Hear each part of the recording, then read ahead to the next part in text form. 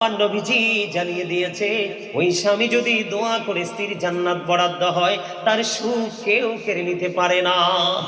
বন্ধুরে আমার, আমি বলতেছিলাম, মা বোনরা, স্বামী কাছে না থাকলে, যাদের স্বামী বিদেশে আছে, আপনারা সুন্দর করে সাজগোজ করার প্রয়োজন নেই।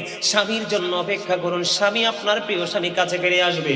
আল্লাহর হাবিব বলেছেন, নির্জনে যখন বেগারা একটা পুরুষ এবং একটা নারী থাকবে, মনে রাখবেন থার্ড পারসন থাকবে শয়তান। আমার জীবনে বন্ধু প্র্যাকটিক্যালি অনেক দেখেছি বন্ধু, স্বামী ছেড়ে দেবর নিয়ে অনেক ভাবি পাগল।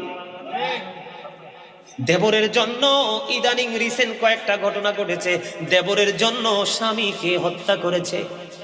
নিশ্চয়ই সে, আমি বলবো বন্ধু, নিশ্চয়ই সে স্বামীকে ফাঁকি দিয়ে ওই মহিলা দেবরের সাথে শারীরিক মেলামেশা করেছে, তাদের ফিজিক্যাল সম্পর্ক হয়েছে, ঠিক কিনা বলেন? এই কারণে সেই তার দেবরের প্রতি